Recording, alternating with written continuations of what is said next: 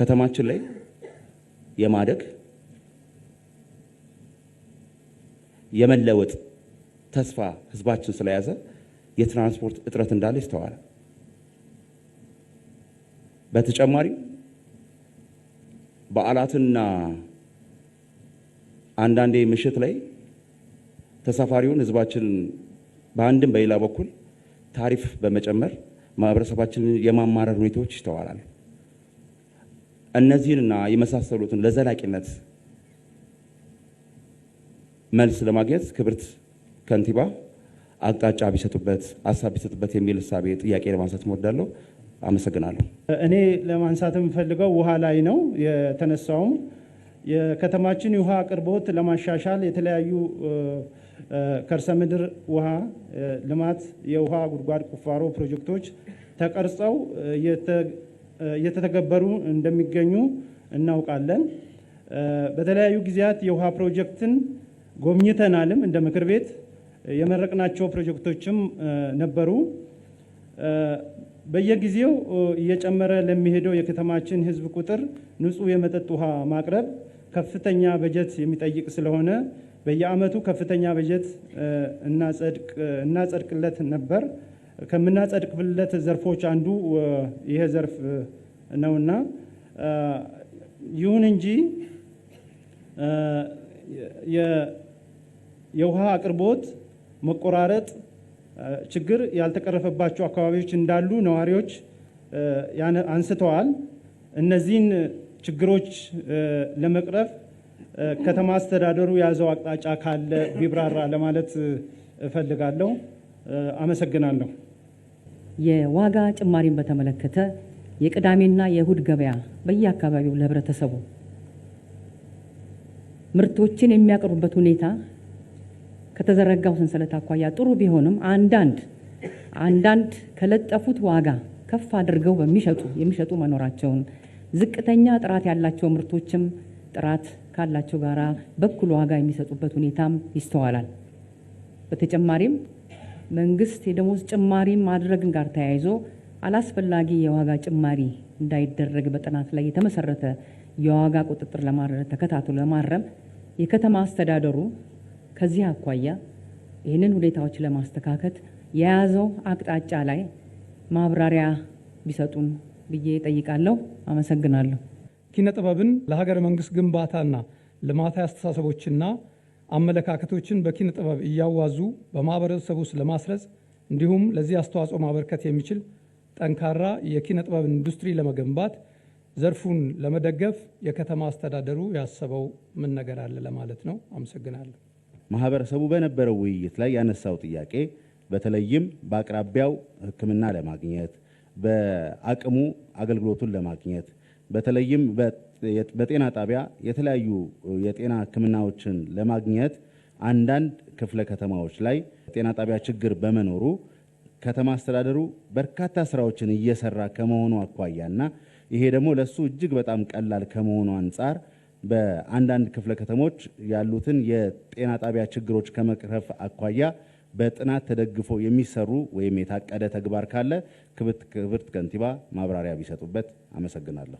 እንደ ከተማችን አሁንም የኮሪደር ልማቱ ያልደረሰባቸው አካባቢዎች አሉ።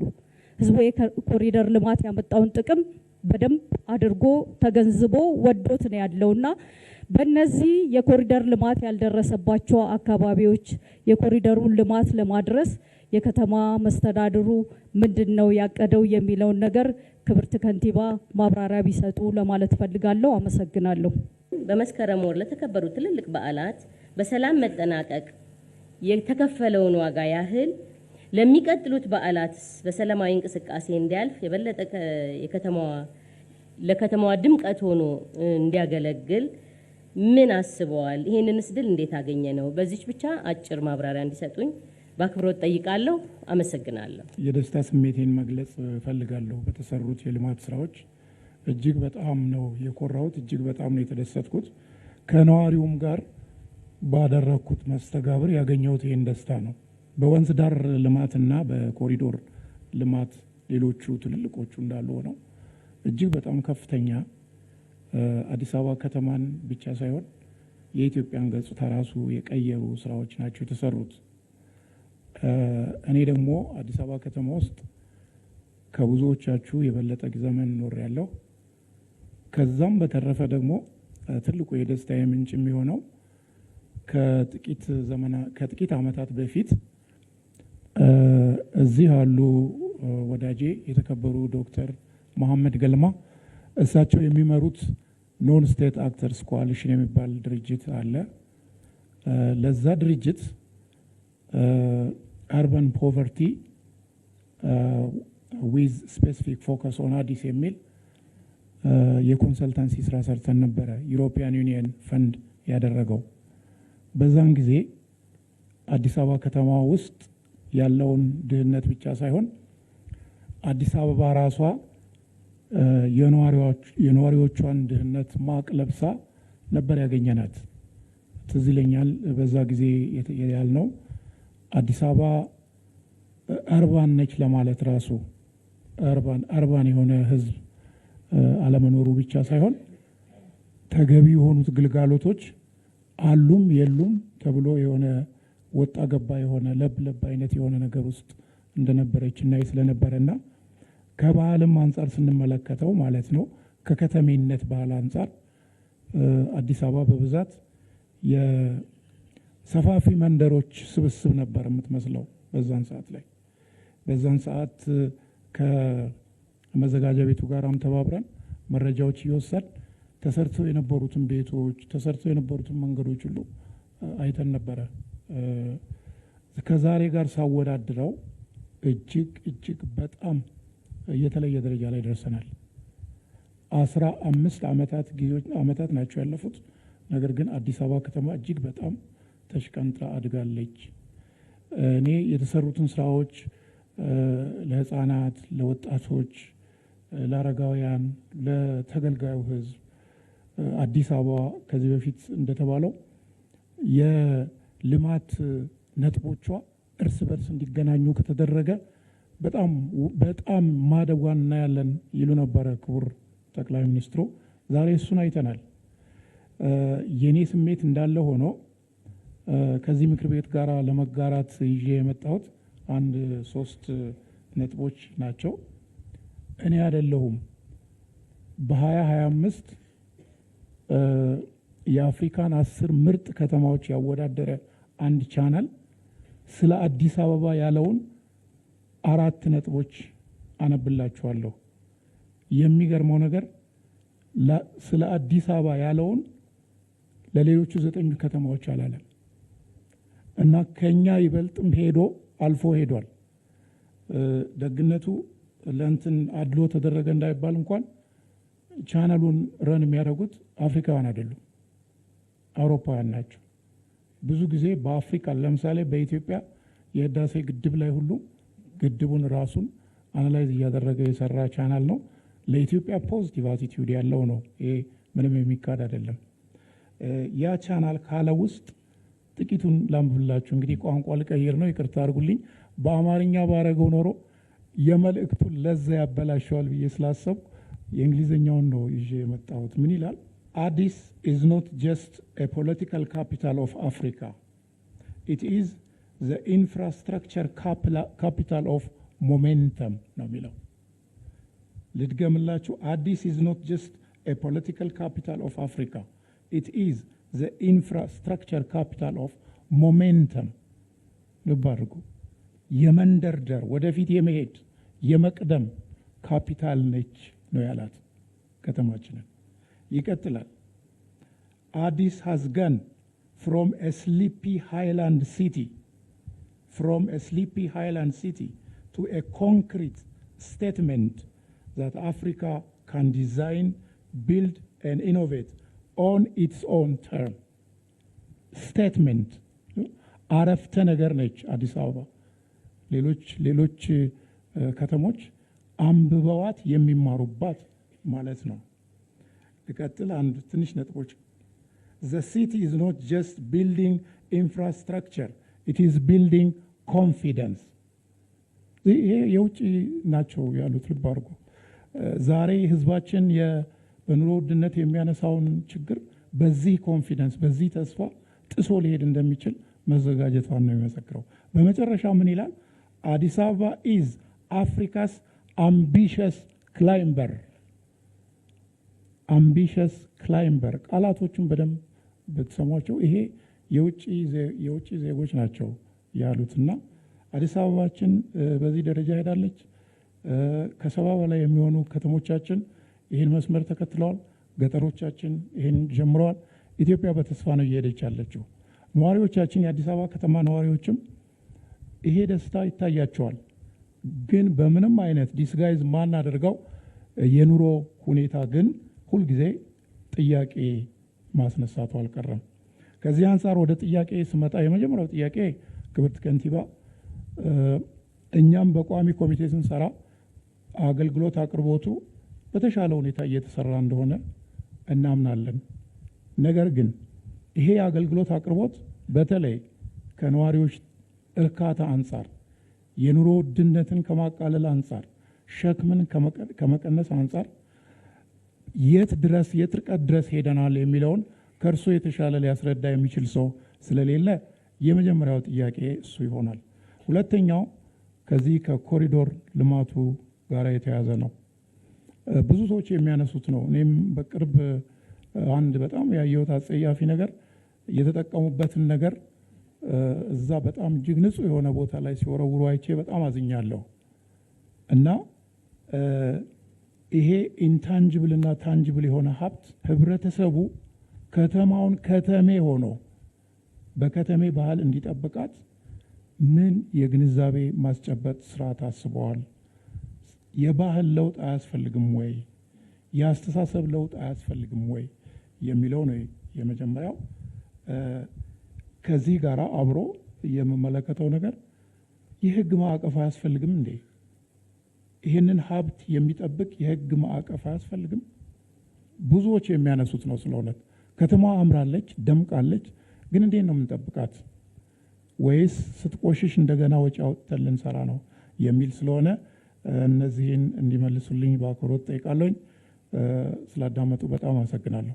በርካታ ህዝብ የመራጭ ተመራጭ መድረክ ላይ ተገኝቶ የተሰሩ ስራዎችን፣ ሀገራዊ ፕሮጀክቶችን፣ በአዲስ አበባ ከተማ እየተሰሩ ያሉ የልማት ስራዎችን፣ ሰው ተኮር ስራዎችን ቴንኪው እናመሰግናለን ብለዋል። በርካታ ምስጋናዎችን አቅርበዋል። ያለው ሰዓት ስለማይበቃ በተመሳሳይ ደግሞ የተሰሩ ስራዎች እንዳመሰገኑ ሁሉ ያልተሰሩ ስራዎችን ሊስተካከሉ ይገባል የሚሉትንም በርካታ ጥያቄዎች ተነስተዋል። ጥያቄዎቻችን ለክፍለ ከተማና ለወረዳ ጭምር ተሰጥቶ ክብርት ከንቲባ ትኩረት ቢያደርጉበት የተባሉትን ነው እዚያ መጣን። የኔ ጥያቄ የስራ እድልን የተመለከተ ነው የሚሆነው። ከተነሱ ጥያቄዎች የስራ እድል በርካታ ወጣቶች፣ ሴቶች በርካታ የስራ እድል እንደተፈጠረላቸው አዲስ አበባ ከተማ ውስጥ ይታወቃል። በተለይም ሴቶች ላይ የተሰራው ስራ ቴንኪው የሚያስብል ስራ ነው። ነገር ግን አሁንም የክህሎት ስልጠና ወስደውና ተደራጅተው ተቀምጠው ወደ ስራ እንዲገቡ ያልተደረጉ ወጣቶች አሉና እነዚህን ወጣቶች ስራ እንዲጀምሩ ለማድረግ ምን ታስቧል የሚል አንደኛው ጥያቄ ነው።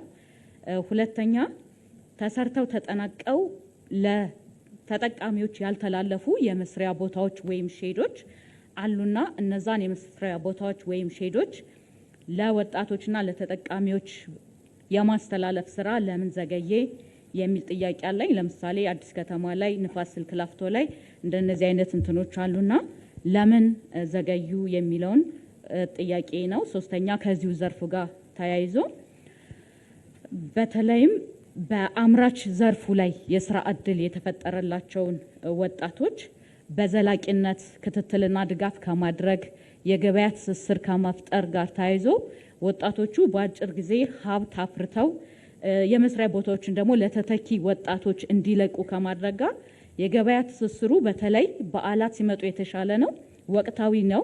ግን በዘላቂነት ስርዓት ዘይር ወጣቶችን ከመደገፍና ዘላቂ የሆነ የገበያ ትስስር ከመፍጠር ጋር ውስንነቶች አሉ። ይሄ እንዴት ይታያል የሚል ነው።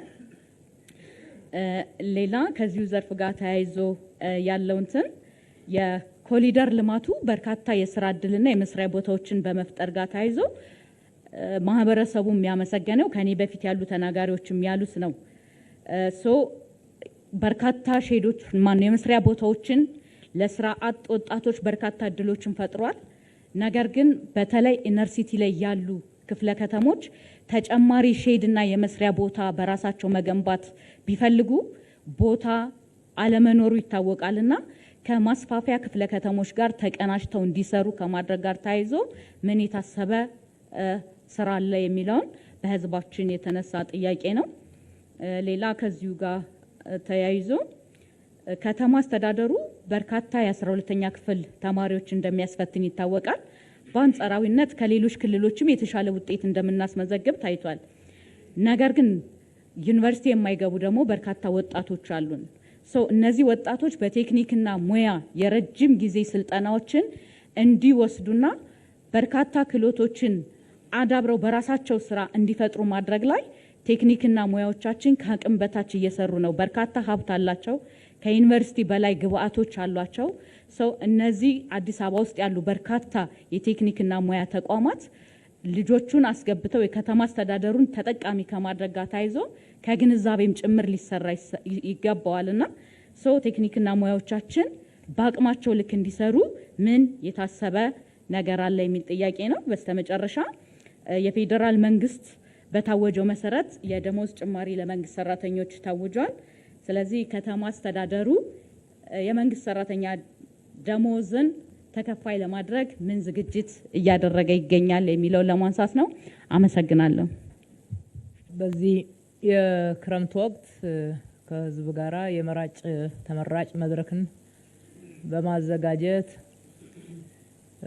ከህዝብ ጋራ ውይይት በማድረግ ተሰርቷል ማለት ብቻ ሳይሆን በተሰራው ህዝቡ ምን ያህል እየተጠቀመ ነው፣ በተጨማሪ ደግሞ በየተመረጥንበት የምርጫ ክልል የጎደሉ የህዝብ ጥያቄዎች የተዘነጉ የሚነሱ ቅሬታዎችም ካሉ አዳምጠን ምላሽ መስጠት እንድንችል የተደረገው መራጭ ተመራጭ መድረክ እንዲሁም የተነሱ ጥያቄዎች በጣም ተገቢ ናቸው። እንደዚህ አይነት መድረኮችም በየጊዜው ስለሚካሄዱ ለህዝብ የገባነውን ቃል በትክክል መተግበር ላይ ህዝብን አክብረን ከህዝብ አዳምጠን ለህዝብ ምላሽ ሰጥተን መስራትን እያጠናከሩ በመሆናቸው ተገቢውን ክብር እንሰጣለን። እንዳስፈጻሚ እነኚህን የሚነሱ ጥያቄዎችንም ለመመለስ ያለብንን ግዴታ እንዲሁም ደግሞ ኃላፊነት የሚሰማን መሆኑን በቅድሚያ ማንሳት እወዳለሁኝ። እንግዲህ በጥቅሉ የምክር ቤት አባላት ያነሳችሁት አጠቃላይ ጥያቄዎቹን ይዘታቸውን ስናይ የከተማችን ህዝብ ዋናው አጀንዳው እና ከምንም በላይ ቅድሚያ የሚሰጠው ትኩረቱም ልማት ላይ መሆኑን ያሳያል። የጠየቀው የልማት ጥያቄ ነው። የበለጠ መልማት፣ ሰፊ የስራ እድል መፍጠር ከታየው ውጤት በላይ ተጨማሪ ውጤቶችን እንድናስመዘግብ የህዝቡን የዕለት ዕለት ኑሮ ሊያሻሽሉ የሚችሉ የህዝብ ህይወት ላይ ተጨባጭ የሆኑ ለውጦች ሊያመጡ የሚችሉ ስራዎች እንዲሰሩለት የተሰሩ የተጀመሩ ስራዎችም ደግሞ እንዲሰፉ ከዚህ በላይ ዘላቂነታቸውን እንዲያረጋግጡ እዚህ ላይ ትኩረት ያደረጉ ጥያቄዎች ናቸው ጠየቁትና እንደዚህ አይነት ጥያቄዎች ያው እነኚህንም ብንመልስ አይቆሙ ይቀጥላሉ። ምክንያቱም እንደ ሀገርም ግባችን ብልጽግና ነው። የሰው ፍላጎትም በየጊዜው እየጨመረ ጥያቄዎቹና አይነታቸው ስፋታቸው በዛው ልክ እየጨመረ እያደገ የሚሄድ እንጂ የሚቆም አይደለም። መንግስትም እነኚህ እያደጉ የሚሄዱ የህዝብ የመልማት ፍላጎቶችን እያዳመጠ ሁሉንም ነገር ባንዴ መመለስ እንኳን ባይቻል እያቀደ መመለስ ኃላፊነት አለበት። ለዛም ደግሞ ተነሳሽነት ያለው መንግስት ነው። የከተማ አስተዳደራችን ይሄንን መድረክ ከዚህ በፊት በምክር ቤት ባልተለመደ ክረምት ላይ ከህዝብ ጋራ እንዲሁም ደግሞ በመሃል 6 ወር ከመድረሱ በፊት የምክር ቤት ስብሰባ በማድረግ በርካታ የአመቱ እቅዶች ተተግብረው ከመሄዳቸው በፊት አሁንም በጀት አመቱ ያልተካተቱ ትኩረት ያልተሰጣቸው ጥያቄዎችና የልማት ስራዎች ካሉ ህዝብ የሚጠይቃቸው ጥያቄዎች ካሉ እቅዳችን ውስጥ አካተን ለመስራት ሰፊ እድል የሚሰጡ ናቸው። አሁን የምንገኘው የጥቅምት ወር መጀመሪያ ላይ ነው። በአብዛኛው የተግባር ስራዎች የሚሰሩት በቀጣይ ወራት ውስጥ ነውና የተነሱትን ጥያቄዎች በዚህ አመት ውስጥ አካተን ምላሽ የምንሰጣቸውን እንዲሁ ግልጽ ለማድረግም በዝርዝር እቅዳችን ላይ ህዝቡ በየደረጃው እየተወያየ ውይይት የሚያደርግ መሆኑ እንደተጠበቀ ሆኖ ነገር ግን ደግሞ ለተከበረው ምክር ቤት የትኞቹን ናቸው በዚህ አመት ትኩረት ሰጥተን የምንሰራው አንዳንዶችም ደግሞ የመረጃ ግልጽነትም ስለሚያስፈልጉ ተወሰኑ መረጃዎችን ለመስጠትና እንዲሁም እቅዶቻችንን እግረ መንገዴን ግልጽ እያደረኩ ለመሄድ እሞክራለሁ። የመጀመሪያው ከሰላም አንጻር የተነሳው እንዴት እነኚህ ሁሉ ኩነቶች በአዲስ አበባ ተካሂደው በሰላማዊ ፍጹም በሆነ ሰላማዊ ደማቅ ውብ ሆነው ሊጠናቀቁ እንደቻሉ ምን ሌሰን ተወስዷል? በሌሎች ስራዎቻችን እንዴት ነው የምናሰፋው? የመጡትን ለውጦች እንዴት ነው የምትመዝኑት? ምን እንድምታ አላቸው የሚለው በሚገባ ትኩረት ሊሰጠውም ትምህርት ሊወሰድበት የሚገባው ነው። ዋናው ህዝብ ነው የምንለው እኛ በትክክልም ህዝብ ስለሆነ ማለት ነው። የአዲስ አበባ ነዋሪዎች ከመንግስት ጋራ ተቀራርበው በመስራት በመናደርጋቸው የውይይት መድረኮች ተልኮ ይዞ በተግባባንባቸው ጉዳዮች ላይ መፈጸም ላይ በምሳሌነት የሚጠቀስ ህዝብ ነው። በእያንዳንዱ ባደረግናቸው ኩነቶች ህዝብ ያላሳተፍንበት ባለድርሻ አካል ያላሳተፍንበት ብቻችንን የሰራ ነው ምንም ነገር የለም። በክረምቱ ካካሄድ ነው ለመጀመሪያ በሀገራችን ከተካሄደው የክላይሜት ሰሚት ወይም ደግሞ የአየር ንብረት ለውጥ ጉባኤን ካየ ነው 3 ጉባኤዎች ናቸው በአንድ ወቅት ላይ ተካሄዱት።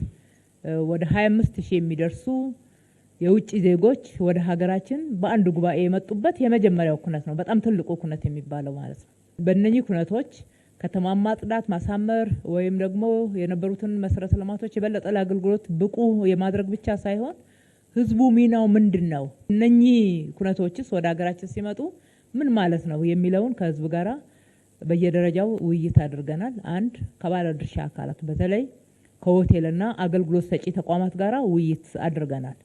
ውይይት አድርገን ግልጽነት ፈጥረን እውነቱን ለመናገር የሆቴል ባለቤቶች የሆቴል ይዘታቸውን እስከሚቀይሩ እድሳት እስከሚያደርጉ አዳዲስ እቃዎችን ገዝተው ማስገባት አገልግሎታቸውን ማዘመን የሰው ኃይላቸውን የሀገራችንን እንግዳ ተቀባይነት በሚያጎላ ደረጃ አሰልጥነው የሆቴል ማህበራትም ስልጠናዎችን በነጻ ሰጥተው ዝግጅት ያደረጉበት ትልቅ ጉባኤ ነው ያካሄድ ነው። አምራቾች ምርታቸውን በተለያየ ቦታ ላይ ኮንፈረንስ ቱሪዝምን ለማሳደግ ታሳቢ ባደረገን ስራ ዛሬም ብቻ እንመልከት።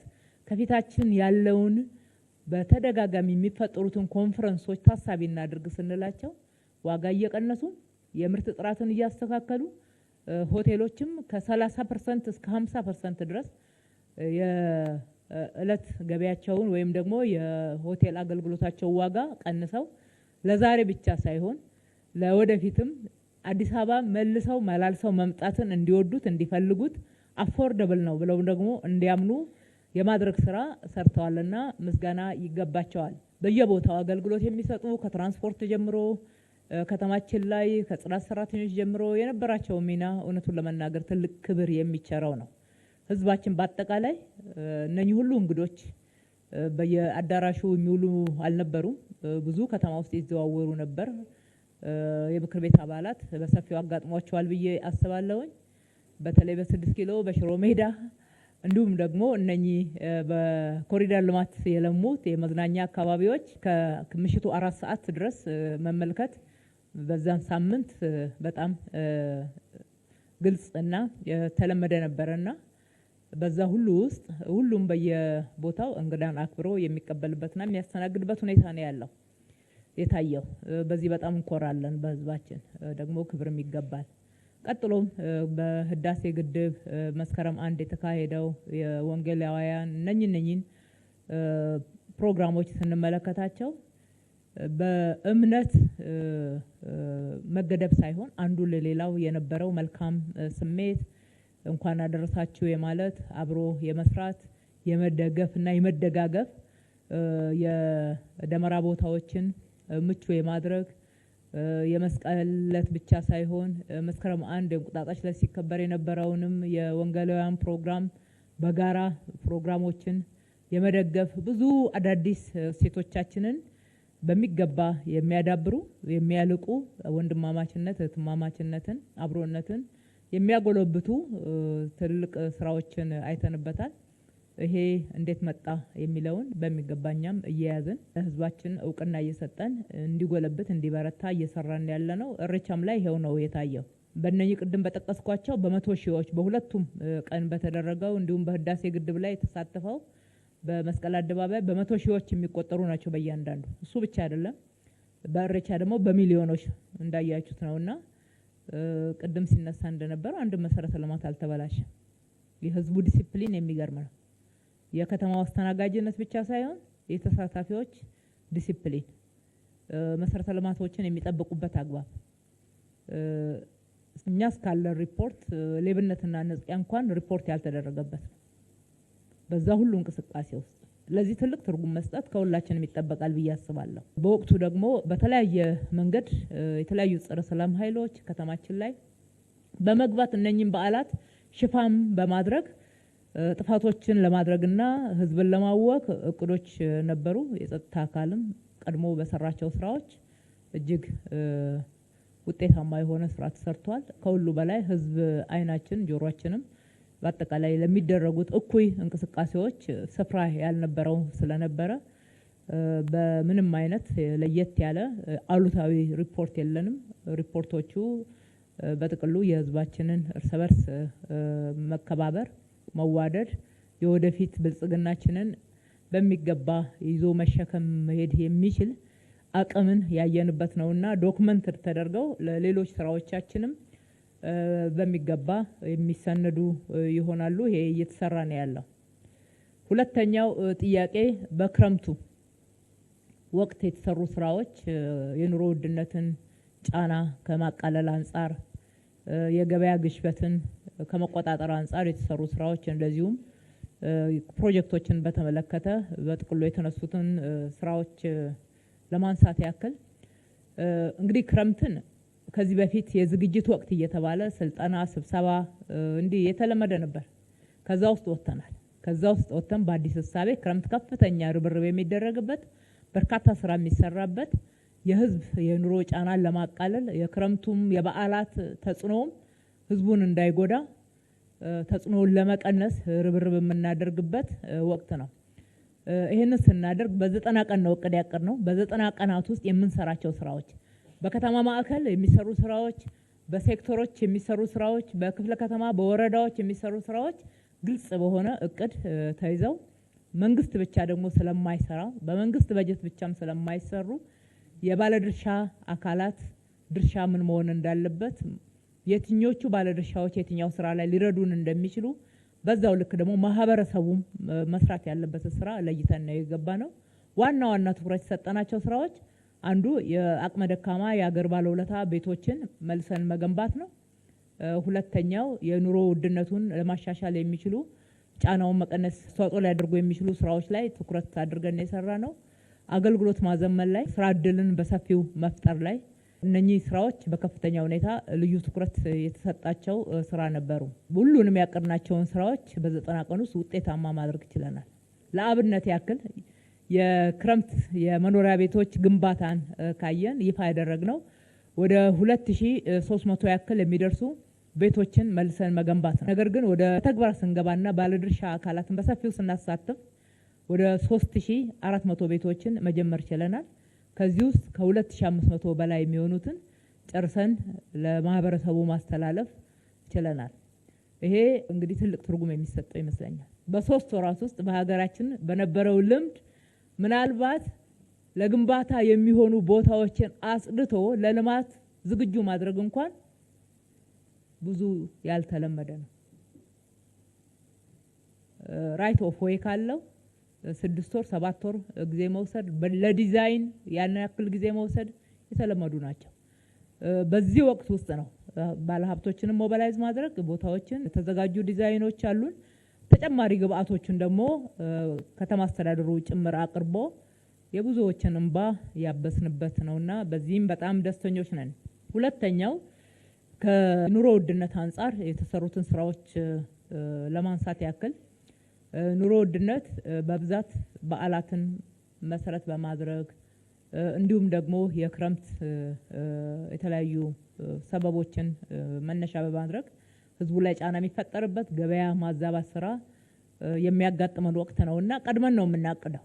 ቀድመን አቅደን ወቅቶቹ ይታወቃሉ።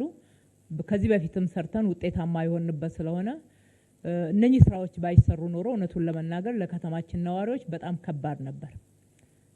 በአንድ በኩል የሰራናቸውን እነኚህ 4 የገበያ ማዕከላት በሰፊው ምርት የሚገባባቸው ምርት ቀጥታ ከአምራች የሚመጣባቸው ምንም የደላላ ሰንሰለት ሳይኖር ተጨማሪ ወጪ ሳይኖርባቸው ያመረቱበትንና ትራንስፖርት ያደረጉበትን ታሳቢ ያደረገ እኛ ባስቀመጥነው የትርፍ ማርጂን ጠባብ ትርፍ ብቻ አግኝተው መሸጥ እንዲችሉ የማድረግ ሁለተኛ ሸማቹም ቀጥታ በችርቻሮም በጅምላም ከዛ ማዕከል ማግኘት የሚችልበትን እድል ነው የፈጠርነው። በዚህ በኩል ከከተማችን በጀት ላይ ጭምር በሪቮልቪንግ ፈንድ ተመልሶ የሚከፈል በጀት ጭምር መድበን ማህበራት በሰፊው ህብረት ስራ ማህበራት ወደ ከተማው በትስስር እንዲያስገቡን ያደረግነው። ክቡር ጠቅላይ ሚኒስትራችን በሰጡት የስራ አቅጣጫ መሰረት እያንዳንዱ ክልል ምርቶች ወደ ከተማው መግባት የሚችሉበትን ሰንሰለት አጭር እንዲያደርጉ የማድረግ ስራ ተሰርቷል። ቀጥታ ከክልሎች ጋር ትስስር ተፈጥሮ የተሰራበት እንደዚህ ክረምት ምርት ወደ አዲስ አበባ የገባበት ጊዜ ያለ አይመስለኝም ባለኝ ክትትልና እስካሁን ድረስ ባለን መረጃ። ለዛም ደግሞ ማህበራት ብቻ ሳይሆኑ ከተማ አስተዳደሩም ተጨማሪ በጀት ጭምር በብድር መልክ ለማህበራት ሰጥቶ ምርት በወቅቱ መግዛት እንዲችሉ አድርጓል። እሱም ብቻ አይደለም። በተጨማሪ 2016 ላይ አቋቋም ነው የንግድ ኮርፖሬሽን በተጠናከረ መንገድ ምርት ማቅረብ እንዲችል በተመጣጣኝ ዋጋ ማቅረብ እንዲችል ስራ ሰርተን እሱም ውጤታማ የሆኑ ስራዎችን መስራት ችሏልና በተጨማሪ እናንተም እንዳነሳችሁት የእሁድ ገበያ እነኚህ የምገባ ማዕከላት በየቦታው ህዝቡን ለመደጎም ያደረግናቸው ጥረቶች መሸመት የማይችለውንና ዝቅተኛ ገቢ ያለው ማህበረሰብ ደግሞ በደንብ መደጎም ችለንበታል። በዓላትን ብቻ መሰረት አድርገን ያደረግናቸውን የማዕድ ማጋራት እንደው ለመረጃ ያክል ባነሳው 500,000 ያክል የከተማችን ነዋሪዎች ዝቅተኛ ገቢ ያላቸው በክረምት ጫና ምክንያት ተጎጂ ሊሆኑ ይችላሉ ተብለው የተለዩ ምንም ገቢ የሌላቸውንም ጨምረን ወደ 500,000 የሚደርሱ የከተማችን ነዋሪዎች አንዱ ክረምትን መነሻ በማድረግ አዲስ ዓመትን መነሻ በማድረግ የመስቀል የኢሬቻ በዓልን ምክንያት በማድረግ ማዕድ ስናጋራ ቆይተናል። ይሄ ለማህበረሰቡ ምን ማለት እንደሆነ ወደ ማህበረሰቡ ጠጋ ብሎ የማህበረሰቡን ኑሮን ማየትን መረዳትን ይጠይቃልና ትልቅ ትርጉም የሚሰጠው ነው። ይሄንንም በራሳችን ብቻ በከተማው አስተዳደር ሳይሆን በርካታ የከተማችን ባለ ሀብቶች እንደ ትልቅ ብሌሲንግ እየቆጠሩት ከኛ ጋር የሚሰሩት ስራ ነውና ካልቸር እየሆነ ወይም ደግሞ ባህል እየሆነ መጥቷል። በባዛር የቀረቡ ምርቶችም የህዝቡን ኑሮ በመደጎም በኩል የራሳቸው አዎንታዊ ተጽዕኖዎች ነበራቸውና ዳቦ ቤቶቻችን ከገበያ በተመጣጣኝ ዋጋ ወረድ ባለ ሁኔታ ማቅረብ የቻልንበት ምክንያት እየደጎምን ነው። እንደ ምሳሌ ብናነሳ ከሜድሮክ ኢንቨስትመንት ጋር ብቻ በምናደርገው ጥረት ግማሽ ቢሊየን ያክል ገንዘብ ለዳቦ አቅርቦት ይደጎማል። ከዚህ በፊት ከተማ አስተዳደሩ ነበረ። በዚህ ዓመት ባደረግነው በርካታ ውይይቶች ራሱ ተቋሙ እንዲደጉም በማድረግ ዋጋው ሳይቀየር ግራሙ ሳይቀየር ለህዝቡ መቅረብ የሚችልበትን እድል ፈጥረናል። የሸማቾችም በተለይ ደግሞ በድጎማ የሚቀርቡ ምርቶች ማህበረሰቡ ጋር በትክክል እንዲደርሱ ሸማቾችን ሪፎርም ከማድረግ ስንደርስባቸው እርምጃዎች ከመውሰድ ጀምሮ ለውጦች መጥተዋል። የምክር ቤት አባላት በደንብ ጠጋ ብላችሁ ብትገመግሙ መልካም ነው ብዬ አስባለሁ። በየአካባቢያችሁ ያሉ ሸማቾች ሱቆችን ማየት መገምገም በተባለው ዋጋ ነው ወይ የሚሸጡት፣ ይሄንን በህዝብ ገንዘብ ድጎማ የመጣ ምርት በትክክል ተጠቃሚው ጋር ነው ወይ የሚደርሰው የሚለውን እዩ። እኛ ባለን መረጃ በርካታ መሻሻሎች አሉ። ማንም እየገባ መግዛት እንዳይችል የሚገባው ባለሀብት ወይም ደግሞ የተሻለ ገቢ ያለው ከዛ መሸመት እንዳይችል ጭምር ለመቆጣጠር የሄድንባቸውን ሂደቶች ማየትና እነሱን ያለባቸው ክፍተቶች ካሉ እያዩ ማሻሻል ይገባል። በተጨማሪም ወደ 14 ቢሊዮን በጀት ነው ለድጎማ ያዝ ነው። ቀጥታ የከተማው ነዋሪ በተለያየ ገበያ ግሽበትና እንዲሁም የኑሮ ውድነት ተጎጂ ይሆናል ላልነው ማህበረሰብ የምናቀርባቸው አገልግሎቶች ከ14 ቢሊዮን ብር በላይ ነው የሚጠይቁት። የጤና መድን፣ ትራንስፖርት፣ ምገባ በተመሳሳይ በእነኚህ ቅድም በማነሳቸው ምርቶች አቅርቦቶች ከ14 ቢሊዮን ብር በላይ በጀት ስታጸድቁ አይታችኋል። ለቀጥታ ህዝቡን ለምንሰጠው አገልግሎት የምንደጉምበት ለህዝብ ድጎማ የምናቀርብበት ነው። የጤና መድን ተገልጋዮች ከጊዜ ወደ ጊዜ ጨምረዋል። ይህንን ታሳቢ ያደረገ በጀታችንን በዛው ልክ ነው እየጨመረ እየሄደ ያለው። እንግዲህ ሁልጊዜ በድጎማ እንደዚህ ላይቀጥል ይችላል። የህዝቡን ኑሮ ማሻሻል ላይ የሰራናቸው ስራዎች ደግሞ እነኚህን የድጎማ በጀቶች እየቀነሱ የሚሄዱ እንዲሆኑና በጣም ለማህበራዊ ችግር የተጋለጡት ብቻ ተጠቃሚ የሚሆኑበት አሰራር ደግሞ በአንድ በኩል እየተጠና እየተሰራ እየተገበረ የሚሆን ነው የሚሆነው። ሶስተኛ ከአገልግሎት ጋር ያነሳችሁት ነው። አገልግሎትን በተመለከተ ሁሌ የሚነሳ ጥያቄ ነው። ከህዝባችንም ከምክር ቤት አባላትም ይነሳል። መነሳቱም ተገቢ ነው። አገልግሎት ያልተሻገርናቸው እጸጾች ብዙ ናቸውና ልንሻገራቸው ደግሞ ግድ ይለናል። ስለዚህ ህዝቡ ቢያነሳ ደጋግሞም ቢያነሳ ተገቢ ነው የሚል መነሻ ነው ያለን። አገልግሎትን ለማሻሻል በችግሩ ልክ ነው አቅደን እየሰራን ያለ ነው። ግን እንደ ግንዛቤ ሁልጊዜ እንዲያዝ የምንፈልገው አገልግሎት ላይ ያለን ችግር ድንገት የተፈጠረም አይደለም። በአንድ ጊዜ ልክ እንደ ፕሮጀክቶች አቅደን ተረባርበን ገንብተን ጨርሰን ይሄ ሁላችሁ የምንለው አይደለም። ከአመለካከት ጋር ይያያዛል፣ ስር ከሰደደ ልምምድ ጋር ይያያዛል። በጥቅሉ ቢሮክራሲያችን ላይ የነበረው ዘመን ያስቆጠረ የአሰራር ችግር፣ የአሰራር ጎታታነት፣ ግዴለሽነት፣ ተገልጋይን አለማክበር፣ የማገልገል ግዴታን በሚገባው ያለመረዳት እንዲሁም ደግሞ ተገቢ ያልሆነ ጥቅም መፈለግ ስር የሰደደ ችግር ነው። ይህንን በአንድ በኩል በቴክኖሎጂ በመጠቀም ችግሩን መቀነስ፣ በሌላ በኩል የሰው ኃይላችን ላይ የአመለካከት ለውጥ የአስተሳሰብ ለውጥ መምጣት እንዲችል መስራት፣ በተጨማሪ አሰራሮችን ለዚህ ምቹ እንዳይሆኑ ማድረግ ላይ ትኩረት አድርገን ነው የምንሰራው። እንደ ሀገር አንዱ በሀገር ደረጃ ስራ ላይ እንዲውል የታወጀውና በፌዴራል መንግስት ተጀምሮ ወደ ክልሎች እንዲሰፋ የተደረገው የመሶብ አንድ ማዕከል አገልግሎት ነው። ይሄ ብዙ ችግሮችን ይፈታል የሚል እምነት አለ።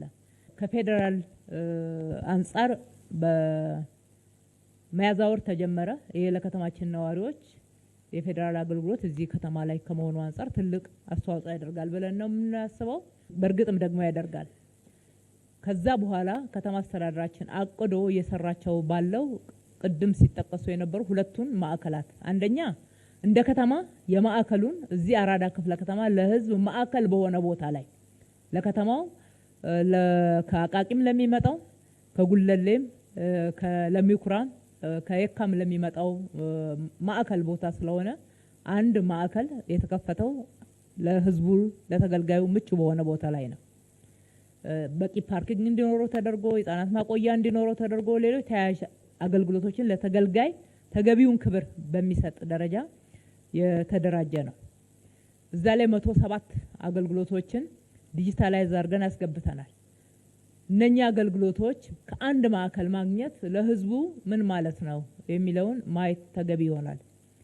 ቦሌ ላይ በ4 ወር ነው ባለ 7 ፍሎር ህንጻ ገንብተን ሙሉ ለሙሉ ዲጂታላይዝ በማድረግ ለዛ ምቹ በሆነ መንገድ 96 አገልግሎቶችን የከተማውን አገልግሎት ብቻ ነው የቆጠርኩ ያለሁት። በአጠቃላይ እነኚህ ከ213 በላይ የሆኑ አገልግሎቶችን ዲጂታላይዝ አድርገን ስናስገባ እነኚህ አገልግሎቶች የተመረጡት በብዛት ህዝብ የሚመጣባቸው የሚገለገልባቸው ብዙ ሮሮም የሚያሰማባቸው የቅድሚያ ተሰጥቷቸዋል እንጂ ሁሉም የከተማ አገልግሎት ዲጂታላይዝ ተደርጓል ማለት ደግሞ አይደለም። ከ1000 በላይ አገልግሎቶች አሉን። ከ2013 በላይ ዲጂታላይዝ አድርገን አስገብተናል። በየመስሪያ ቤቱ ዲጂታላይዝ የተደረጉ አገልግሎቶች አሉ። ወደ አንድ ማዕከል ደግሞ ያልገቡ ገና በሂደት ላይ ያሉ አሉ። ይህን ታሳቢ ስናደርግ ለህዝቡ ያለው ትርጉም አንደኛ ጊዜን ሳያባክን፣ ከአንድ መስሪያ ቤት ወደ ሌላ በእነኛ አገልግሎቶች ማለት ነው በእነኚህ ዲጂታላይዝ ተደርገው በገቡ አገልግሎቶች ከአንድ መስሪያ ቤት ወደ ሌላ መስሪያ ቤት መሄድ ሳያስፈልገው ከአንድ አገልግሎት ወደ ሌላ አገልግሎት መዘዋወር ሳያስፈልገው አገልግሎቶቹ ራሳቸው በዲጂታል አገልግሎት አሰጣጥ ስርዓት የተያዙ ናቸው። አንድ ቦታ ላይ ብቻ ኮንታክት በማድረግ ሙሉ አገልግሎት የሚፈልገውን አገልግሎት አይነት ማግኘት የሚችልበት ስርዓት ተገንብቷል። ይሄ እንግዲህ ጥሩ መሰረት ነው፣ ጅማሮ ነው፣ መጠናከር አለበት። ሰው ኃይላችን ላይ ከዚህ አንጻር አብዛኛውን ከ70% በላይ አዲሱ አገልግሎት ላይ ከዩኒቨርሲቲ ተመራቂዎች አወዳድረን ኦንላይን ቀጥረን በኦንላይን ፈተና ሰጥተን ለዚህ አገልግሎት በሚያመች መንገድ ልምድ እንዳያጥራቸው አሰልጥነን 30%ን ደግሞ ከነባር ጋራ አያይዘን አንድ ላይ የተሻለ ካልቸር ወይም ደግሞ አዲስ ልምድ እንድናዳብር ህዝብን የማገልገል ህዝብን የማክበር ፈጣን አገልግሎት የመስጠት ስራችንን ትኩረት አድርገን የማገልገል በስራ ሰዓት ሞባይል ሌሎች ነገሮችን ይዞ ተገልጋይ ቁጭ ብሎ ብዙ የምናፍርባቸው ትክክል ያልሆኑ ተግባራት አሉና ከዚህ ውስጥ መውጣት የሚችሉበትን ስልጠና እና የክትትል ስርዓት ዘርግተን ነው ያለነው። በአገልግሎትም የጀመርነው ውጤታማ ስራ ይቀጥላል። ስር በደንብ መሰረት ይዞ ለሁሉም የአገልግሎት አይነቶች ተደራሽ እንዲሆኑ አጠናክረን የምንሰራ ነው የሚሆነው። ከትራንስፖርት አንጻር የተነሱትን የተወሰኑ መረጃዎችን ለመስጠት ያክል እንግዲህ ትራንስፖርት አንዱ መሰረታዊ ለውጥ እያመጣንበት ያለ ዘርፍ ነው።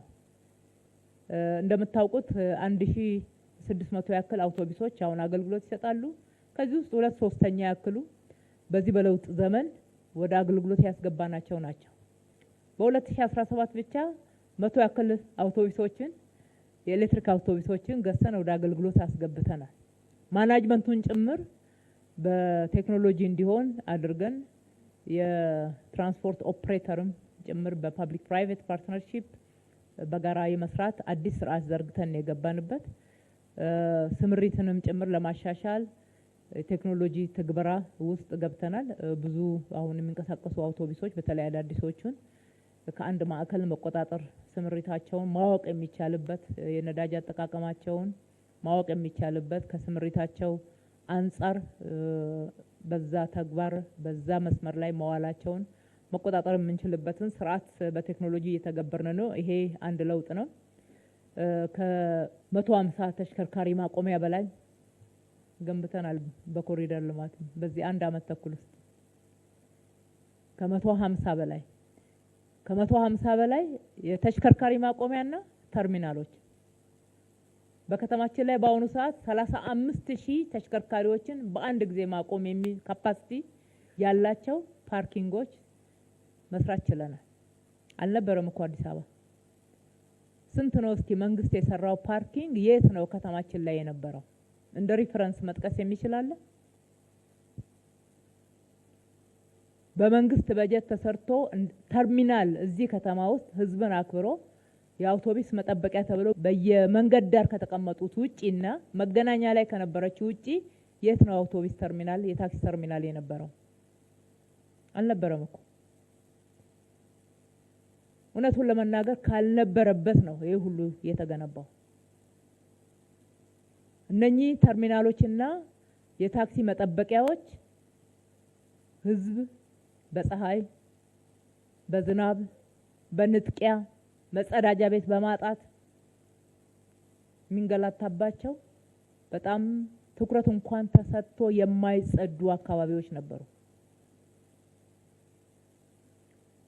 ነገር ግን በአሁኑ ሰዓት እዚህ ከምንገኝበት የአድዋ ድል መታሰቢያ ጀምራችሁ እስኪ ተርሚናሉ ወረድ ብላችሁ ይዩት። በጣም ልብ ማለት ይገባል። ለውጦቹንም ደግሞ መለካት ይገባል። ለህዝብም ደግሞ የምክር ቤት አባላት ልክ እኛ በምንገልጸው ልክ ትገልጻላችሁ። ነገር ግን በዚህ ደረጃ ከየት ነው የተነሳ ነው ብሎ ንጽጽሩንም ማየትም ተገቢ ነው የሚሆነው። ንጹህ የሆነ ቦታ ተቀምጠው የንጽህና መጠበቂያ ቦታ አግኝተው በየመንገዱም ላይ ያሉትና አሁን የተገነቡት ላይ መጸዳጃ ቤት አሉ። ጥላ ነው የሚቀመጡበት ቦታ። ተጨማሪ የሚበላ የሚጠጣ መግዛት የሚፈልጉት ነገር ካለ ፍላጎት ካለ አነስተኛ ሱቆች በአጠገባቸው እንዲዘጋጁ ተደርጎ የሰውን ክብር በሚመጥን ልክ አገልግሎት የምንሰጥባቸው ቦታዎች ሆነዋል። ይሄ እንደተጠበቀ ሆኖ የሁሉ ስራ እየተሰራ ታዲያ አሁንም እነኚህ ረጃጅም ሰልፎች ምንድን ናቸው? ጥያቄው እሱ ይመስለኛል። የት አካባቢ ብትሉ በዝርዝር ማንሳት እችላለሁ ከምክር ቤቱ ሰዓት አንጻር ካልሆነ በስተቀር እነኚህ ረጃጅም ሰልፎች የሚታዩት ምንድን ናቸው? አንደኛ በግልጽ እንነጋገር፣ ከፍተኛ ፍልሰት አለ አዲስ አበባ ላይ። አገልግሎታችን በትክክል ለከተማው ህዝብ ተደራሽ መሆን ላይ ከፍተኛ ጫና እየፈጠረብን፣ የውሃ ብትወስዱ፣ የመብራት፣ የትራንስፖርት፣ ሌሎችም የጤና መድንም አንዱ እየጨመረ ያለበት፣ ትምህርት ቤቶች ፈረቃ መውጣት ያልቻሉ ትምህርት ቤቶች 2-3 ትምህርት ቤቶችን አጠገባቸው ገንብተ ዘንድሮ ከፈረቃ ወጣ ሲባል ስንመዘግብ እንደገና ተመልሶ ፈረቃ ውስጥ የሚገባበት እነ ኮልፌ ክፍለ ከተማ ማንሳት ይቻላል። የሰራ ነው የትምህርት ቤት ብዛትና ተመልሶ ወደ ፈረቃ የሚገባበት አግባብ፣ እንዲሁም አሁን ያነሳቸዋቸውን አገልግሎቶች እንደ መንግስት እንደ ሀገር መነጋገርና ሁሉም ቦታ ሰፊ የስራ እድል የሚፈጠርባቸው ሰፋፊ ከተሞች ሰው እንግዲህ ከተሜነትን ማስቆም አንችልም። ወደ ከተማ መግባት የከተሜነት መስፋፋት ወደፊትም ተጠናክሮ የሚቀጥል ነው። መንግስትም በአግባቡ የሚመራው ነው የሚሆነው። ነገር ግን ደግሞ በዋና ከተማ ላይ ብቻ ሳይሆን በየደረጃው ሰፋፊ የስራ እድል እየተፈጠረ ህዝቡን የሚስቡ እዛው በየአካባቢው ጭምር ማቆየት መያዝ የስራ እድልም በሰፊው መፈጠር መቻል ይኖርበታል። እነኚህና መሰል ምክንያቶች ይኖራሉ ብለን ስለምንገምት ነው። ፍልሰት አለ።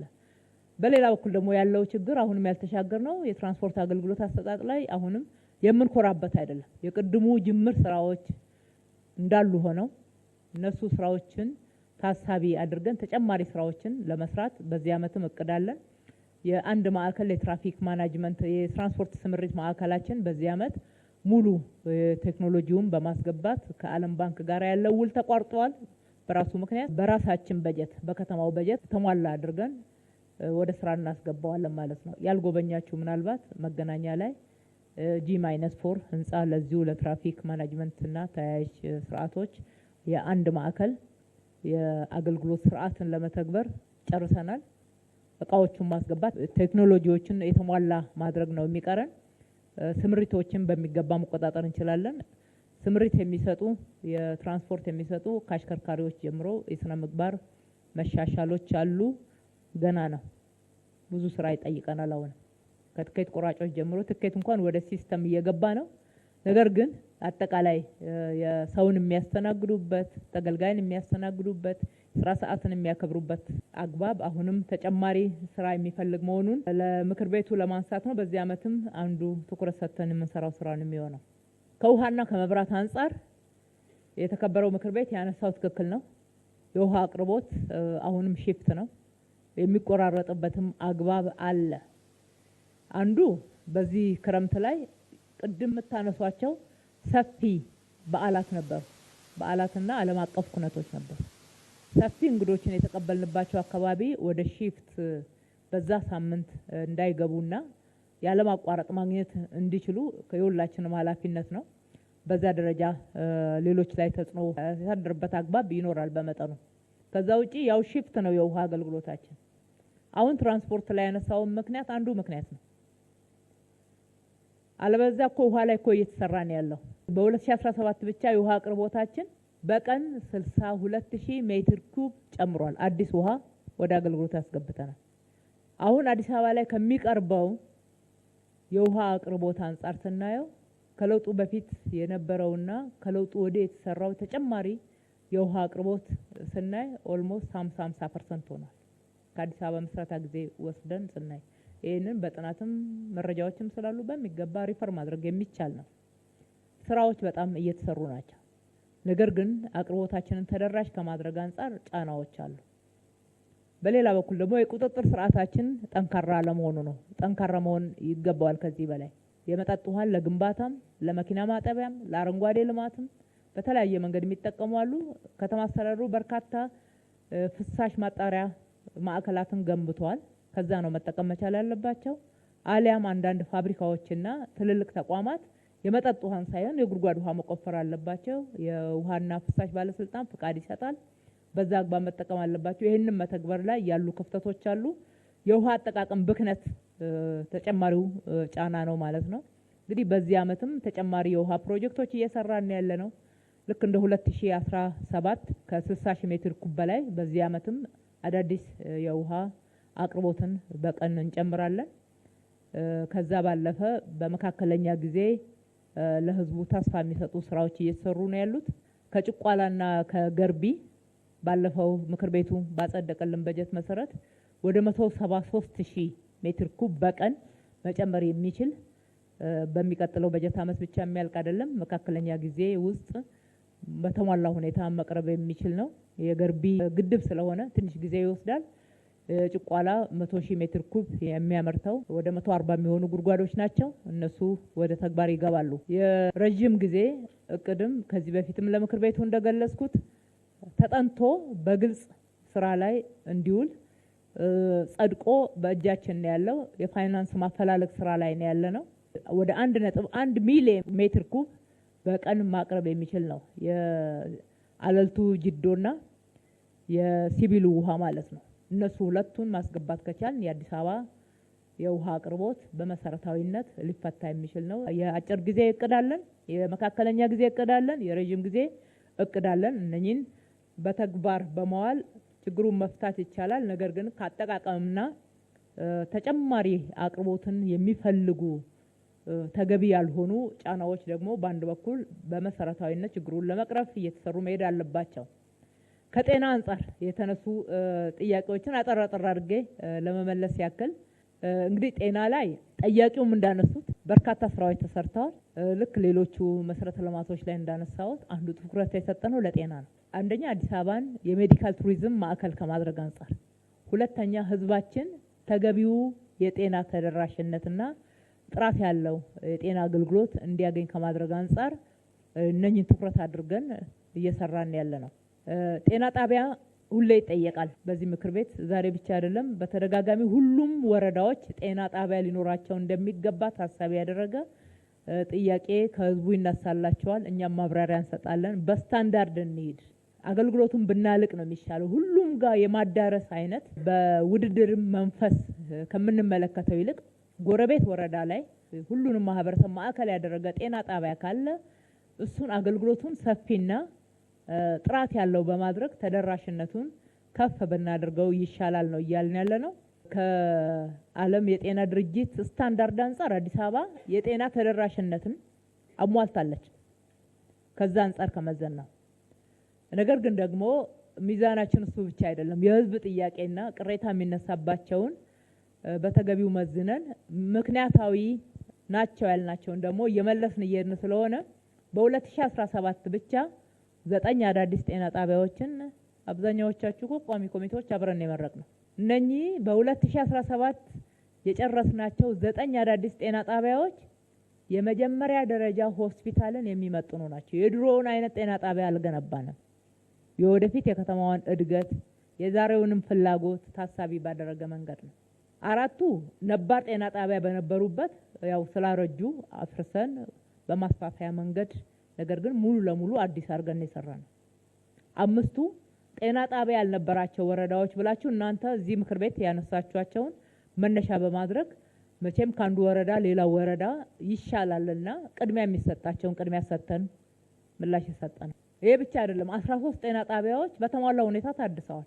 የእድሳት ስራዎች የሪኖቬሽን ፈርሰው እንደ አዲስ የተገነቡት እንዳሉ ሆነው እንደገና ሪኖቬት ተደርገዋል። ይህም አሁን በጨረስነው በጀት ዓመት ነው። 4 ሆስፒታሎችን በማስፋፊያ ርዕስ ነገር ግን አዳዲስ ሆስፒታል ነው እየገነባን ያለ ነው። ማሳያ ዘውዲቱ እዚህ አጠገባችን አይደለም? ዘውዲቱ መታሰቢያ ሆስፒታል እንመልከተው።